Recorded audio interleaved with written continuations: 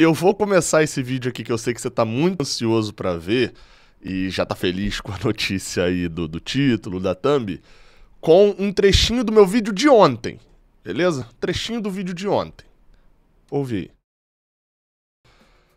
O ponto é, Diniz vai seguir insistindo em Wellington? Ou a gente pode esperar que a partida contra o América Mineiro, jogando 90 minutos com um homem a mais, o Fluminense jogou o jogo inteiro. Esse não é um problema dizer isso. O Fluminense jogou um jogo inteiro com um homem a mais. E durante 45 minutos ele escolheu ter o Wellington, sendo que o Fluminense não conseguiu agredir também por causa de Wellington. O jogo contra o América Mineiro vai ser o jogo contra o Grêmio? Por que eu estava falando isso? Quem sou eu? Que canal é esse aqui? Se você não me conhece, sou Gabriel Amaral, sou jornalista de formação tricolor de coração. Se você me conhece, deixa o like. Se não me conhece, deixa o like também se você gostar desse vídeo. Bem, vamos lá. Eita, quase derrubei o microfone. Vamos lá. Esse vídeo aqui é um giro de notícias. E Fernando Diniz mudará o time. Pelo menos é o que indica a informação do Thiago Lima, lá no GE. Globo, da escalação do Fernando Diniz após o treinamento deste sábado. Você vai entender tudo aqui nesse giro de notícias. Então vamos seguir. Primeiro começando a explicar por que eu abri com esse vídeo ali falando do jogo contra o Grêmio? Gabriel, você nem pegou o Grêmio esse ano? Pois é, eu tava fazendo, no vídeo passado, eu tinha feito uma comparação com o Fernando Diniz de 2019. Ah, Gabriel, mas Fernando Diniz de 2019? Sim, ele estava cometendo um erro muito semelhante ao que ele cometeu em 2019. Quando, durante mais da metade da temporada, fez a pré-temporada, fez tudo, insistia, mesmo tentando implementar um estilo de jogo peculiar seu, mas ok, isso aqui não é crítica nem elogio esse tipo de jogo, todo mundo sabe que eu gosto, mas ele não conseguia implementar e tinha dificuldades quando enfrentava times, começou a enfrentar times um pouco mais fortes. Ele foi pro jogo contra o Grêmio com o Bruno Silva e com o Ayrton. Esses dois jogadores que estavam sendo titulares desde o início do ano, quando visivelmente causavam um prejuízo gigantesco ao Fluminense. E ele, após a partida contra o Grêmio, aquela virada começa com Ayrton e Bruno Silva de titular, ambos titulares, ele precisa fazer essa mudança, os dois saem lesionados, e ele inventa, pro jogo contra o Botafogo, um meio de campo com Alan, Daniel e Ganso. E a partir dali o Fluminense começa a funcionar um pouco melhor, mas passa a ter um outro problema que eram os contra-ataques. E eu comparei, falei, cara, será que esse jogo, o jogo de hoje, vai ser o jogo de hoje, no caso o jogo de amanhã, né? O próximo jogo, vai ser o jogo contra o Botafogo, então, que vão haver as mudanças? E sim, segundo o Fernando Diniz, sim. Matéria do Thiago Lima no GE. Globo, escalação do Fluminense. Diniz ensaia time com Nonato como titular para enfrentar o Avaí. André e Arias voltam, mas Manuel deve ser mantido no time com o retorno de David Braz. Basicamente o que Fernando Diniz fez tudo o que a torcida queria. Vocês sabem, eu sempre dou essa opinião. Treinador não tem que escalar time de acordo com o que a torcida fala. Não é só porque a torcida tá pedindo tal jogador. Porque senão você pega um torcedor, bota como treinador e pronto, não precisa estar lá. Mas não tô falando que esse é o exemplo determinante agora. As coisas que boa parte da torcida, ou pelo menos boa parte da torcida concordava, eram visíveis. Assim, David Braz não podia ser titular no lugar de Manuel. O rendimento dos dois é realmente muito grande. Havia uma dúvida da minha parte se Manuel poderia jogar ao lado de Nino, se Diniz de repente não pensava que os dois funcionavam juntos, etc, porque os dois jogam pelo lado direito. Mas ele já ameaçou escalar os dois, né? E não escalou porque Nino foi lesionado, né? Enfim, sentiu de última hora, né? Na última partida fora de casa.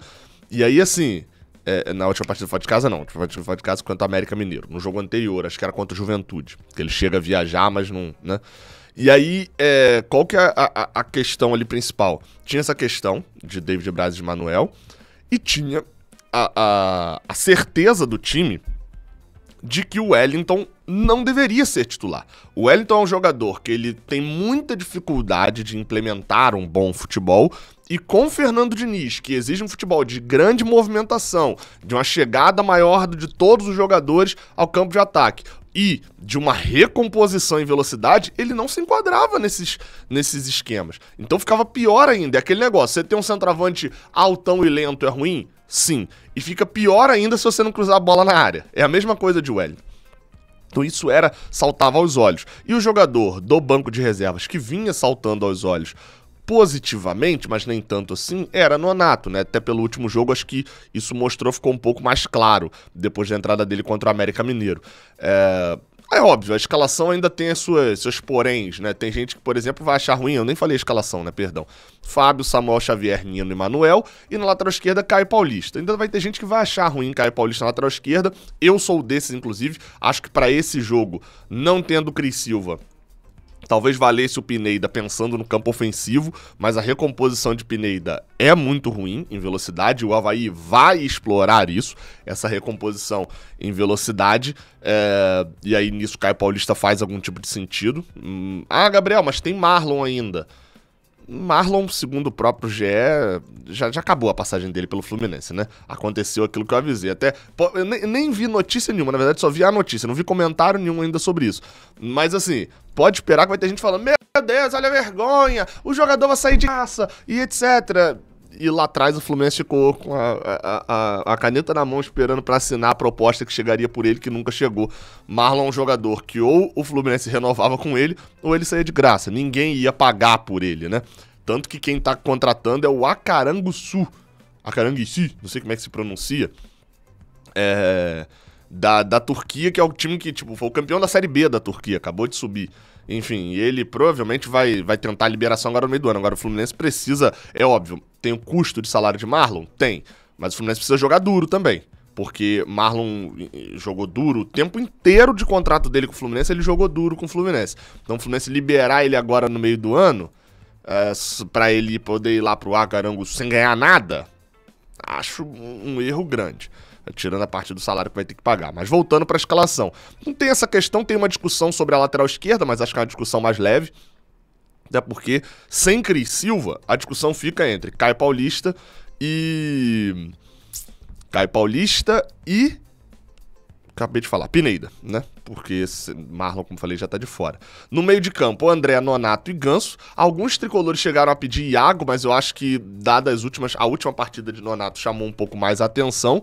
E no ataque, Luiz Henrique, Arias e Germancano. Vamos lembrar aqui agora, né?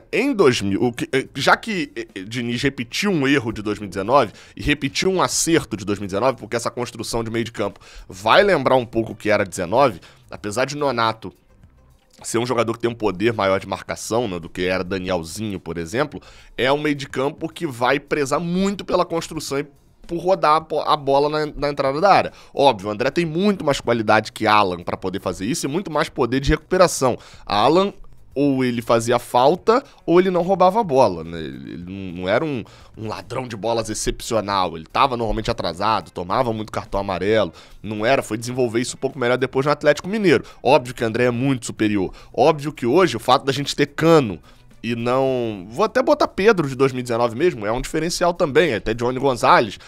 O fato de John Arias versus Luciano, o Luciano de 2019, o Luciano foi crescer depois no São Paulo. O Luciano de 2019 era pior do que o John Arias de 2022. Então o nosso elenco sem contar, então não vou nem comparar, já que a gente tá falando dessa época, né, que Johnny veio jogar na ponta, eu não vou nem comparar Johnny Gonzalez com o Luiz Henrique, né, que a gente já deve perder já.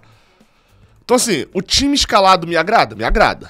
E me agrada dentro da coerência também. Eu reclamei muito da incoerência de Fernando Diniz nos últimos dias, mas dessa vez ele foi coerente. Qual foi o time que jogou melhor contra o América Mineiro, apesar de tomar uma pressão muito grande?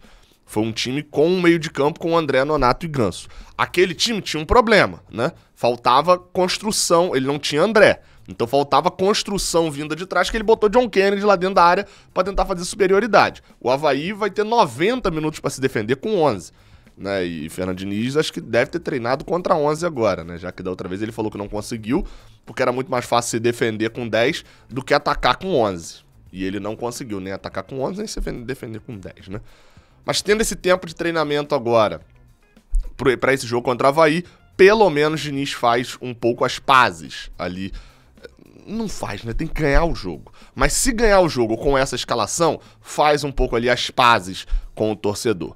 Vamos ver até quando vai conseguir construir essa relação e mais ainda, né? O quanto essa relação tem que ser dependente dos resultados. Gabriel, mas futebol, uma construção. Olha o Klopp. O Klopp, todo mundo deu tempo. Exato. E aí vamos para outros exemplos. Me dê 10 exemplos disso daí. Construção funciona, e eu concordo, eu sou muito a favor. Vocês sabem que eu sou muito a favor de trabalhos continuados. Sou grandíssimo entusiasta disso. Mas o treinador tem que responder, tem que ter checkpoint. E esse checkpoint agora foi cumprido por Fernando Diniz, com um pouco de atraso. Ele utilizou o Wellington teve a sua função, não dá pra ignorar isso, as boas partidas do Wellington ali no iniciozinho da chegada dele. E a calma que conseguiu dar pro meio de campo do Fluminense, distribuiu um pouco a bola, ele atuava bem, comprometeu o André, mas o André é um cara comprometido também com o time, entendeu? Ele naquele momento que ele ia baixar um pouco o nível, mas o time do Fluminense conseguiu, naqueles resultados iniciais, dar uma estabilidade pós-saída de Abel e pós-chegada de Diniz. Mas cumpriu o seu papel e já deveria ter saído pelo menos 2, 3 rodadas. Mas Fernando Diniz insistiu, demorou a perceber isso, mas pelo menos percebeu. Amanhã a gente comenta mais do jogo de manhã no pré-jogo de Fluminense e Avaí. Eu espero muito que vença, né? Espero muito que vença. Porque senão começa a complicar o negócio, meu amigo. O Z4 vem aí e Z4, quando você entra pra sair é chato. Espero que vença e a gente amanhã esteja falando de G4.